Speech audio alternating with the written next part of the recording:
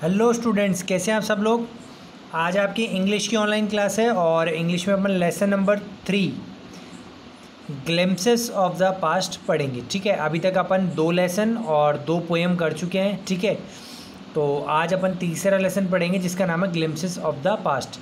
देखो, ये कुछ एक अलग डिफरेंट चैप्टर है जिसमें आपको ऐसे ऐसे लिखा हुआ नहीं है, ऐसे थ्योरेटिकल चैप्टर नहीं है, आपको पिक्चर्स में दिखाया गया है कि कौन से लोग आपस में बातचीत कर रहे हैं और बातचीत के थ्रू देखो ऐसे पिक्चर्स में दिखाया गया है। इससे आपको ये चैप्टर समझाया गया है, बहुत अलग है, यूनिक कंसेप्ट है, अच्छी चीज़ है, समझने में काफ़ी आसानी होगी। भाई ज़्यादा लिखा हुआ नहीं है लेकिन समझा बहुत कुछ रहा है ये चैप्टर। ठीक है, तो ऐसे आपको ऐसे इमेजेस हैं जैसे आपने मैगज़ीन पढ़ी होगी या पहले कार्टून कॉमिक्स वगैरह पढ़ते थे ना, तो कॉमिक्स के फॉर्मेट में आपको ये चैप्टर दिया गया है। ठीक है, और ये चैप्टर का नाम है ग्लिम्पसेस ऑफ द पास्ट, यानी अपन हमारा देश आज़ादी से पहले क्या क्या सीन हुए थे तो उनको इस चैप्टर में दर्शाया गया है। ठीक है, अलग अलग, जैसे पहले 1857 का रिवोल्ट हुआ था और अंग्रेज़ भारत कब आए, राजा कब होते थे, तो ये सारे अलग अलग अपन को सीन दर्शाए गए हैं। राजा राम मोहन रॉय ने क्या किया, तो ये सारी चीज़ें अलग अलग सीन्स है हमारे ग्लिम्पसेस ऑफ द। ग्लिम्पसेस का मतलब होता है झलक,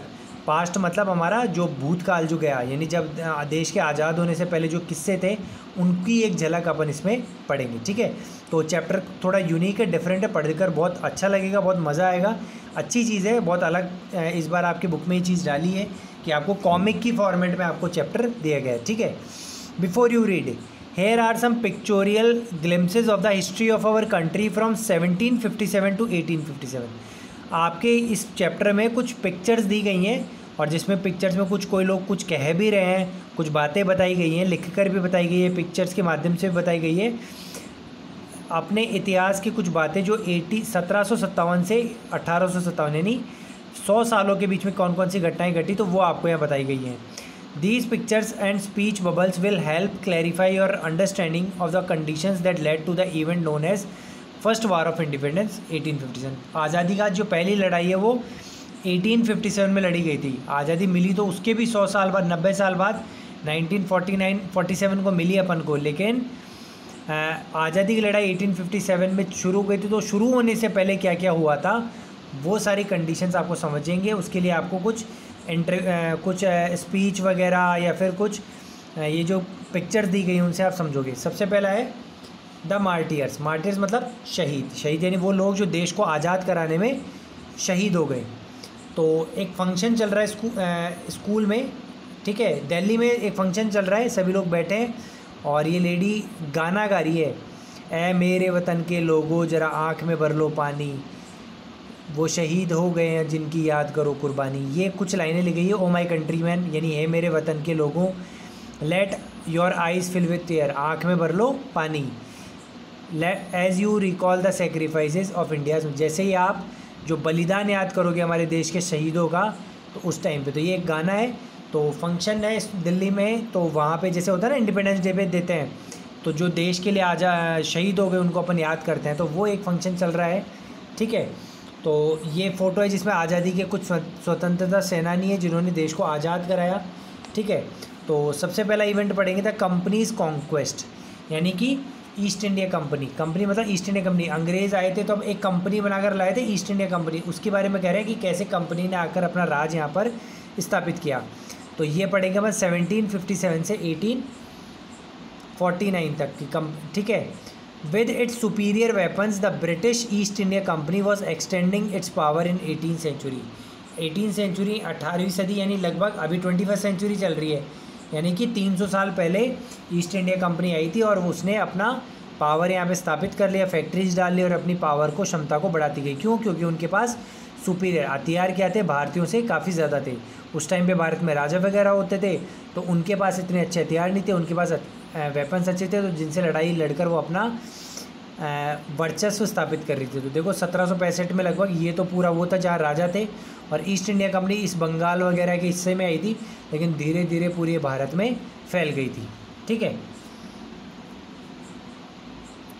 इंडियन प्रिंसेस वर शॉर्ट साइड। अब देखो ये जो ऊपर लाइन लिखी होगी ना वो तो लेखक ने बोली है मैं, और ये जो ऐसे एरो करके आएगा यानी ये यहाँ पे सीन में कुछ बातचीत चल रही है वो पढ़ेंगे। तो 2 तरह की लाइनें आएंगी, जो डायरेक्ट हमें बताई गई है और एक जो बातचीत चल रही है उससे अपन कुछ समझेंगे। इंडियन प्रिंसेस वर शॉर्ट साइटेड, भारत के राजा थे वो शॉर्ट साइटेड थे, मतलब लंबे टाइम के लिए नहीं सोचते थे। ईस्ट इंडिया कंपनी है तो उनको बहुत अच्छे अच्छे प्रॉफिट देने लगी, तो उसके लालच में आकर उन्होंने अपना सारा कारोबार उनको थमला दिया और फिर ईस्ट इंडिया कंपनी ने लड़के उनसे अपना राजपाट छीन लिया। तो वो बस जो अभी छोटे टाइम के लिए जो फ़ायदा था वो देख रहे थे, लंबे टाइम की नहीं सोच रहे थे कि अपने देश को बचा कर कैसे रखना है। जैसे ये आदमी कह रहा है, ये राजा है, दैट अपस्टार्ट राजा बा call the English merchants they will help me to defeat him. तो जैसे ये कह रहा है कि जो अंग्रेज़ आ गए, जो व्यापारी अंग्रेज़ आए, ईस्ट इंडिया कंपनी आई है, उनको बुला के लाओ, मैं दूसरे पे आक्रमण करूँगा और ये मेरी मदद करेंगे और ऐसे मैं जीत जाऊँगा। तो यही तो कर रहे थे अंग्रेज़ कि भाई एक राजा की मदद करते थे दूसरे को हराने में, और फिर जिसकी मदद की है उसी को हराकर खुद भी उसका राज छीन लेते थे। ठीक है, तो राजा ऐसी बेवकूफ़ी कर रहे थे उस टाइम पे कि अंग्रेज़ों की मदद ले रहे थे दूसरे राजाओं को हराने में, जिससे अंग्रेज़ फूट डालकर राज करना चाहते थे। The people had no peace due to such constant fight, और लगातार हर जगह युद्ध हो रहे थे जब ईस्ट इंडिया कंपनी आई, तो इसलिए लोग जो आम जनता है उनके पास बिल्कुल भी शांति नहीं थी। The rivalries helped the East India company and it could easily subdue Indian princess one by one. तो जो लड़ाइयाँ राइवलरीज मतलब जो लड़ाइयाँ हो रही थी वो उन्होंने ईस्ट इंडिया कंपनी को एक तरह से मदद की, जिससे वो आसानी से जो लड़ते हुए राजा हैं एक की मदद करके दूसरे को हरा दिया, फिर उसको खुद को हराकर उसको अपने कब्जे में ले लिया। तो इस तरीके से क्योंकि सारे राजा आपस में लड़ रहे थे, इसलिए ईस्ट इंडिया कंपनी इस लड़ाई का फ़ायदा उठाकर खुद अपना राज स्थापित कर रही थी। देखो ये हो रहा है ना, अंग्रेज़ खुद लड़के राजाओं को हरा देते थे और फिर पहले तो लड़वा देते थे और फिर दोनों को हराकर खुद राजा बन जाते थे, या फिर खुद अपना मतलब अपने अंडर कंट्रोल ले लेते थे। The far seeing ruler like brave Tipu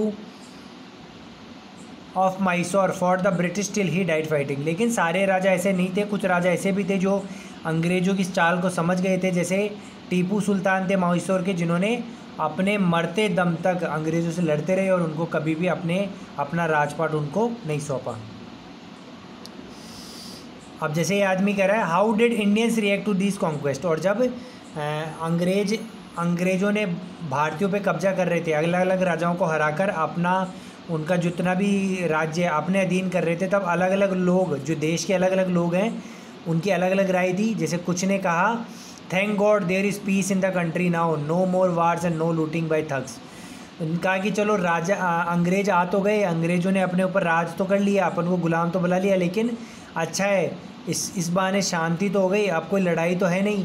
पर राजा लड़ते रहते और हम परेशान होते थे, तो अब कोई लड़ाई, अब कोई लूटमार नहीं है। It is God who send the British, और दूसरा कह रहा है हाँ भगवान ने हमारी रक्षा करने के लिए अंग्रेज़ों को भेजा, यानी ब्रिटिशर्स को अच्छा मान रहे थे ताकि राजाओं के युद्धों से ये बच सके। और कुछ कह रहे थे कि our destiny is linked with them, और कुछ क्या कह रहे थे कि हमारी किस्मत अब इनके हाथों जुड़ गई है, अब हम इनके ग़ुलाम हो गए हैं।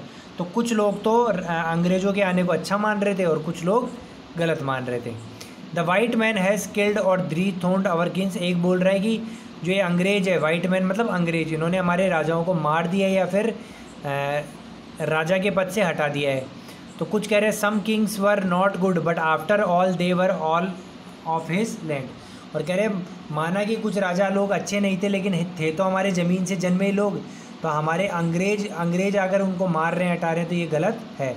और एक कह रहा है now we have become slaves of foreigners, और अब हम इन अंग्रेज़ों के ग़ुलाम बन गए हैं। राजा थे लेकिन थे तो हमारे ही, बुरा भी करते थे भला भी करते थे, लेकिन थे तो हमारे ही, लेकिन ये तो अब कोई विदेशी लोग आ गए जिनके हम क्या बन गए, ग़ुलाम। तो अलग अलग लोगों की अंग्रेज़ों के बारे में अलग अलग राय थी। चलिए अब आता है ब्रिटिश रूल, यानी जब राजा मतलब ईस्ट इंडिया कंपनी ख़त्म हो गई और अंग्रेज़ सीधे तौर पर राजा बन गई।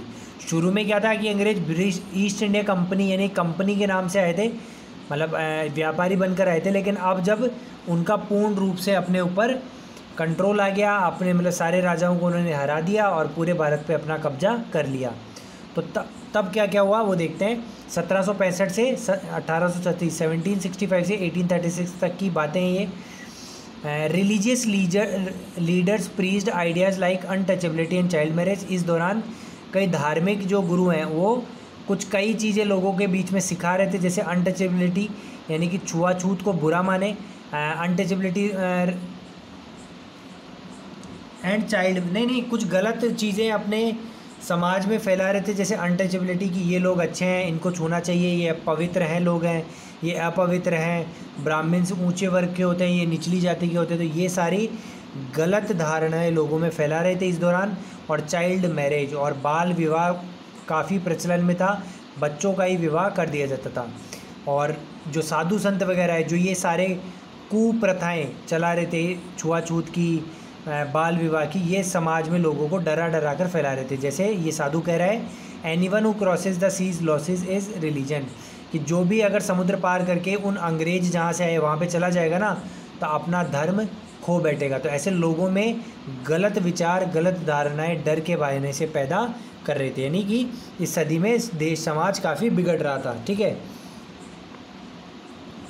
एक साधु कह रहा है, all the misery in the world is due to women, कि इस संसार में जितनी भी मुसीबतें हैं वो महिलाओं के कारण है।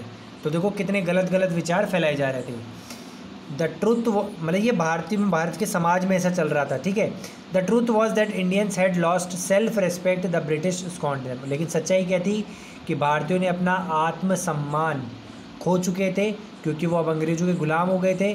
द ब्रिटिश स्कॉन्ड देम, और अंग्रेज़ उन्हें डरा कर धमका कर रख रहे थे। ठीक है, जैसे यहाँ पे ये अंग्रेज़ कह रहा था, natives are unworthy of trust and capable of honesty, कि ये जो भारतीय हैं जिनके ऊपर अपन राज कर रहे हैं, ये अनवर्दी ऑफ ट्रस्ट, इन पे विश्वास नहीं किया जा सकता, इनकैपेबल ऑफ ऑनेस्टी, और ये ईमानदार भी नहीं होते।